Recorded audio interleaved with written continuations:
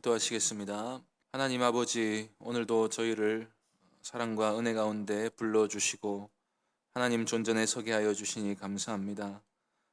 진리의 말씀을 듣고 우리의 영혼을 돌아보게 하여 주시고 하나님이 기뻐하시는 우리의 영적인 상태가 되도록 우리의 영혼을 깨우쳐 주시옵소서.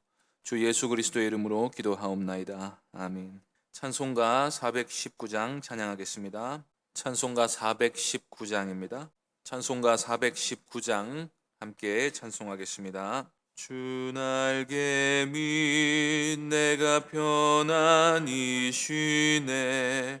밤 깊고 비바람 불어쳐도 아버지께서 날 지켜주시니 거기서 편안히 쉬리로다. 주 날개 밑 평안하다. 그 사랑 끊을 자뉘뇨.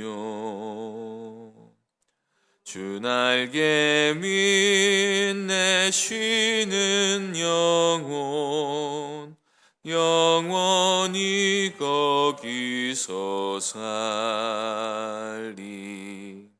주 날개 밑 나의 피난처 되니 거기서 쉬기를 원하. 세상이 나를 위로치 못하나 거기서 평화를 누리리라. 주 날개 밑 평안하다. 그 사랑 끊을 자뉘뇨. 주 날개 밑 내 쉬는 영혼 영원히 거기서 살리. 주 날개 밑 참된 기쁨이 있네. 고달픈 세상 길 가는 동안 나 거기 숨어 돌보심을 받고 영원한 안식을 얻으리라. 주 날개 밑 평안하다. 그 사랑 끊을 자뉘뇨. 주 날개 밑 내 쉬는 영혼 영원히 거기서 살리. 하나님 말씀은 베드로 후서 2장 4절부터 11절까지입니다. 신약 성경 385쪽입니다. 베드로 후서 2장 4절부터 11절까지 말씀입니다. 베드로 후서 2장 4절부터 11절까지 한 절씩 교독하겠습니다. 하나님이 범죄한 천사들을 용서하지 아니하시고 지옥에 던져 어두운 구덩이에 두어 심판 때까지 지키게 하셨으며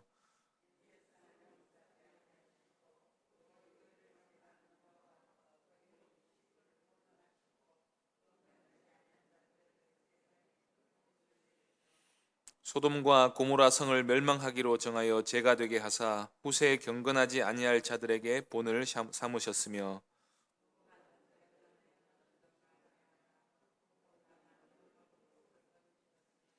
이는 이 의인이 그들 중에 거하여 날마다 저 불법한 행실을 보고 들으므로 그 의로운 심령이 상함이라.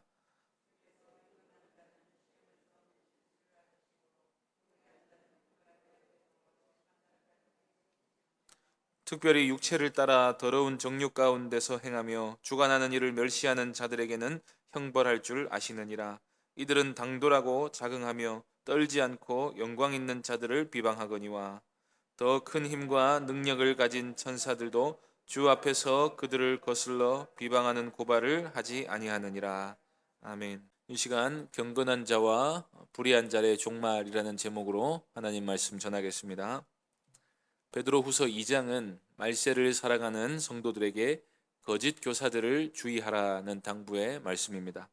본문 앞부분에서 베드로는 거짓 교사들은 멸망하게 할 그릇된 가르침을 교회 안에 가만히 끌어들여서 자신의 정욕을 채우는 자들이라고 말했습니다. 거짓 교사들은 거짓을 가르치기 때문에 잘못된 것입니다. 그리고 그들의 결국이 멸망이라는 사실을 생각할 때 거짓 교사를 따르는 것이 얼마나 위험한 일인가를 말해주고 있는 것입니다. 이어서 오늘 본문에서 베드로는 불의한 자들은 반드시 멸망당하게 되고 경건한 자들은 구원을 받게 된다는 이야기를 하고 있습니다. 베드로가 이런 말을 하는 이유는 거짓 가르침을 따르는 자들이 불의한 자들이기 때문입니다. 불의라는 것은 도덕적으로 잘못된 상태를 말합니다. 거짓 교사들은 단지 하나님께 불경건할 뿐 아니라 윤리적으로도 불의한 삶을 살아갑니다.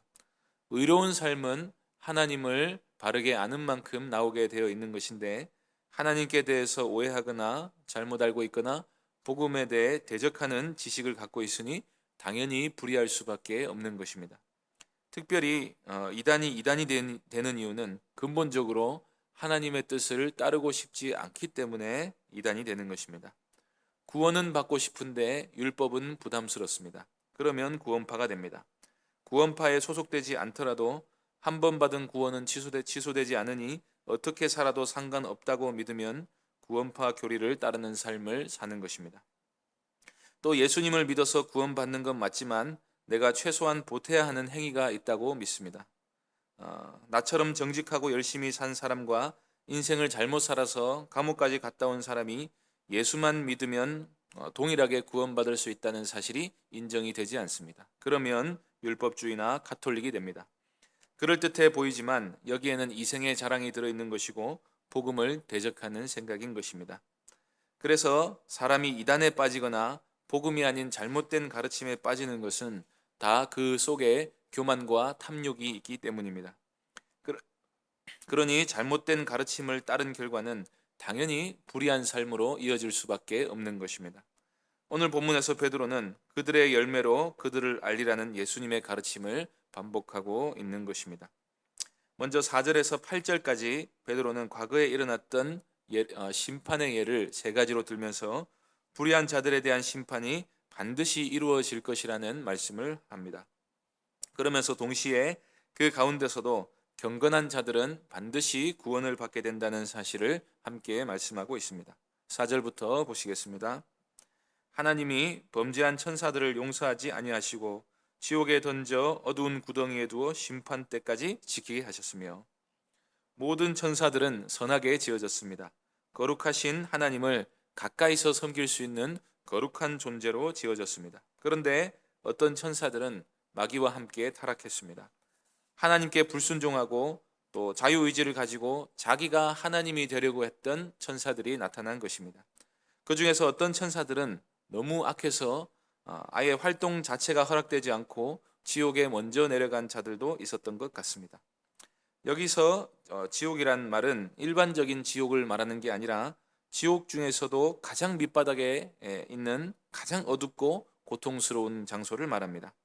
아마 무적행으로 생각되기도 하는데 예수님께서 군대기 귀신 들린 자를 고쳐주실 때 그 귀신들이 다만 무적에게 들어가라 하지 마시고 돼지떼에게 들어가게 해달라고 했던 것을 기억하실 것입니다. 천상적인 존재라 할지라도 범죄하면 결코 심판을 피할 수 없을 뿐 아니라 범죄하면 할수록 더욱더 극심한 고통을 당하게 될 것이라고 말씀하고 있는 것입니다. 이들도 장차 영원한 심판에 들어갈 것입니다. 그리고 5절에서는 노아 때의 홍수 심판 이야기를 합니다. 옛 세상을 용서하지 아니하시고 오직 의를 전파하는 노아와 그 7 식구를 보존하시고 경건하지 아니한 자들의 세상에 홍수를 내리셨으며 하나님이 옛 세상을 용서하지 않으신 이유는 노아의 식구들 외에는 아무도 건져줄 자가 없을 만큼 그때 당시 사람들이 완전히 타락했기 때문입니다. 공연히 심판하시는 것이 아니라 전 지구적으로 회복이 불가능한 상태에 이르기까지 타락했기 때문에 전 지구가 물에 잠기는 놀라운 심판을 받게 되었습니다. 여기서 베드로는 세상이 심판을 받게 된 것은 불경건한 때문이고 노아 7 식구들이 구원받게 된 것은 역시 또 그들이 경건했기 때문이라고 말씀하고 있습니다. 또 6절에서는 구약시대의 타락의 상징적인 도시인 소돔과 고모라의 멸망을 다룹니다. 소돔과 고모라 성을 멸망하기로 정하여 죄가 되게 하사 후세에 경건하지 아니할 자들에게 본을 삼으셨으며, 소돔과 고모라의 죄와 노아 시대의 죄악상이라는 것은 한마디로 살인과 성적인 타락이었습니다. 그들은 성적으로 완전히 타락해서 남녀의 구분 없이 오직 육체의 탐욕만을 쫓아 움직였습니다. 사람의 마음속에 죄악이 가득 차서 도무지 믿음이 들어갈 틈이 없고, 그러한 환경에서 자라나는 아이들 역시도 똑같이 악해질 가능성밖에 없을 때는 하나님께서 이러한 심판을 국지적으로 내리시는 것을 역사 속에서 종종 볼 수가 있습니다. 그런 심판의 역사를 볼 때 우리는 불경건하면 심판을 당하게 된다는 사실을 깨닫게 되는 것입니다. 그런데 하나님께서는 소돔과 고모라를 심판하실 때도 불의한 자를 심판하시고 경건한 자를 건지신다는 사실을 동일하게 보여주십니다. 7절과 8절을 읽겠습니다. 무법한 자들의 음란한 행실로 말미암아 고통당하는 의로운 롯을 건지셨으니 이는 이 의인이 그들 중에 거하여 날마다 저 불법한 행실을 보고 들으므로 그 의로운 심령이 상함이라. 베드로는 여기서 아브라함의 조카 롯을 의인이라고 말합니다. 창세기를 잘 보시면 롯은 아브라함이나 또 다른 신앙의 모범들에 비해서 의인이라고 할 만한 구석이 별로 없는 것을 발견하게 됩니다. 그럼에도 불구하고 롯이 의인으로 분류되는 이유는 롯이 소돔과 고모라의 악행들로 말미암아 고통당하였고 그 의로운 심령이 날마다 상했다는 것입니다. 롯은 가만히 보면 단지 아브라함의 간구와 천사들의 강권으로 목숨을 건질 것뿐 아니라 세상이 행하는 악행에 동참하지 않고 믿음을 지켰던 것입니다. 사실 롯은 소돔에 사는 세월 동안 그들의 악행에 적극적으로 대항하지는 못했지만 그 이웃들의 악행을 보면서 날마다 마음속으로 신음해야 했습니다. 사람이 불경건하면 죄인이 되면 소돔의 죄악에 완전히 물들게 되는데 롯은 끝내 소돔의 타락한 문화에 완전히 적응하지는 못했던 것입니다. 롯의 문제라고 한다면 죄악에 적극적으로 맞서지 않고 살아남기 위해 적당히 타협하면서 그 환경에 순응했다는 데 있습니다. 하지만 롯은 하나님께서 택하신 경건한 자손이었기 때문에 하나님께서 그를 시험으로부터 끝까지 지켜주셨다고 말씀하고 있습니다. 그래서 베드로는 9절에서 자신이 위와 같은 예를 들고 있는 이유에 대해서 이렇게 말하고 있습니다. 주께서 경건한 자는 시험에서 건지실 줄 아시고 불의한 자는 형벌 아래 두어 심판날까지 지키시며, 하나님은 불의한 자들을 반드시 심판하신다는 것입니다. 이것으로 경고를 삼으라는 것입니다. 거짓 교사들과 그의 이단적인 가르침을 따르는 자들의 삶은 결코 경건할 수 없습니다. 하나님의 뜻을 따르기 싫어하는 죄악된 본성을 거짓 교사들이 만족시켜주기 때문에 그 가르침을 따라가면 불경건하게 살게 되고 그 불경건함 때문에 심판을 받게 될 수밖에 없습니다. 고린도전서 6장 9절에서 10절 말씀입니다. 불의한 자가 하나님의 나라를 유업으로 받지 못할 줄을 알지 못하느냐. 미혹을 받지 말라. 음행하는 자나 우상 숭배하는 자나 간음하는 자나 탐색하는 자나 남색하는 자나 도적이나 탐욕을 부리는 자나 술 취하는 자나 모욕하는 자나 속여 빼앗는 자들은 하나님의 나라를 유업으로 받지 못하리라. 반면에 구원받는 사람들은 경건한 사람들입니다. 경건하기 때문에 구원을 받는 것이 아니라 진리를 믿고 따르는 사람은 경건할 수밖에 없는 것입니다. 나쁜 나무가 좋은 열매를 맺을 수 없고 좋은 나무가 나쁜 열매를 맺을 수 없습니다. 나쁜 열매를 맺으면 찍혀 불에 던져질 수밖에 없는 것입니다. 10절 이하에서 베드로는 이런 심판이 특별히 거짓 교사들에게 임한다고 말합니다. 특별히 육체를 따라 더러운 정욕 가운데서 행하며 주관하는 일을 멸시하는 자들에게는 형벌할 줄 아시느니라. 이들은 당돌하고 자긍하며 떨지 않고 영광 있는 자들을 비방하거니와 더 큰 힘과 능력을 가진 천사들도 주 앞에서 그들을 거슬러 비방하는 고발을 하지 아니하느니라. 사람이 진리를 거슬러 거짓을 주장하고 그것을 남에게 전파할 정도가 되면 사실 양심이 완전히 죽어버린 것입니다. 그래서 거짓 교사나 이단의 교주들의 현저한 특징 중 하나는 아주 뻔뻔하다는 것입니다. 범죄를 저질러도 뻔뻔하고 아주 당돌하고 스스로를 긍정합니다. 아무리 비난을 받아도 꿈쩍도 하지 않고 도리어 자기를 대적하는 자들에게 심판을 선고합니다. 실제로 교주들이나 거짓 교사나 혹은 요즘 유행하는 거짓 사도들을 가만히 보면 아무나 닥치는 대로 비난한다는 사실을 알 수 있습니다. 어떤 책에서 읽었는데 미국의 어떤 자칭 사도는 자기를 반대하는 자들을 기관총으로 쏘아 죽이고 싶은데 성경에 그것을 지지하는 구절이 없어서 실천을 못했다는 말을 하기도 했다고 합니다.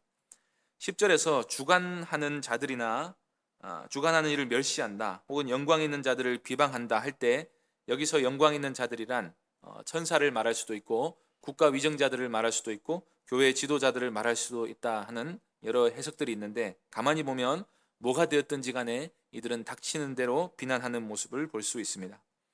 그러나 베드로는 위대한 능력을 가진 천사들이라도 하나님 함부로 판단하지 않고 하나님께 모든 판단을 맡겨 드린다고 말하면서 그런 심판받을 거짓 교사들을 따르지 말아야 할 것을 말하고 있습니다. 성령 하나님과 맞먹는 것처럼 말하는 자들도 있고 자신이 예수님의 지상 대리 통치자라고 말하는 사람도 있고 기존 교회는 다 썩었기 때문에 거기에는 구원이 없다고 말하는 이단도 있습니다. 이들이 이렇게나 자극적인 주장을 하는 이유는 다 그것이 그들만의 생존법이기 때문입니다. 교만과 탐욕이 이렇게 무서운 죄를 짓게 합니다. 말씀을 어기는 것만도 잘못인데 말씀을 그릇되게 전하는 데까지 간다는 것은 사실 갈 때까지 가서 더 이상 돌아올 수 없는 강을 걷는 것입니다. 우리는 베드로의 이 경고의 말씀을 통해서 우리가 진리 안에 속했다면 경건한 삶으로 하나님을 기쁘시게 해드려야 한다는 사실을 깨닫게 됩니다. 거짓 가르침이 위험한 이유는 그것을 따르는 사람들을 불경건하게 만들기 때문입니다. 그러면 진리 안에 산다고 주장하는 우리의 삶은 어떠해야 하겠습니까? 하나님께서 롯을 시험에서 건지셨듯이 오늘도 수많은 시험에서 우리를 건져내셔서 경건한 삶을 살게 해주시기를 기도하시기 바랍니다. 기도하겠습니다. 아버지 하나님, 오늘도 은혜를 베풀어 주셔서 진리의 말씀을 따르는 자들이 경건한 삶을 살아가야 한다는 사실을 또 다시 한번 깨닫게 해주셔서 감사합니다. 불의한 자들을 반드시 심판하시고 경건한 자를 건지신다는 말씀을 믿고 오늘도 우리가 주 예수 그리스도의 편에 구별되어서 하나님의 뜻을 따르는 삶을 살아가게 하여 주시옵소서. 예수님의 이름으로 기도하옵나이다. 아멘. 하늘에 계신 우리 아버지여, 이름이 거룩히 여김을 받으시오며 나라의 임하옵시며 뜻이 하늘에서 이룬 것 같이 땅에서도 이루어지이다. 오늘날 우리에게 일용할 양식을 주옵시고 우리가 우리에게 죄 지은 자를 사하여 준 것 같이 우리 죄를 사하여 주옵시고 우리를 시험에 들게 하지 마옵시고 다만 악에서 구하옵소서. 대개 나라와 권세와 영광이 아버지께 영원히 있사옵나이다. 아멘. 이 시간 말씀을 기억하며 기도해 주시고 예배당 이전 문제와 중직자 선거를 위해서 기도해 주시기 바랍니다. 코로나19 상황이 속히 종식되어서 일상이 회복되기를 기도해 주시고 개인적으로 기도하시기 바랍니다.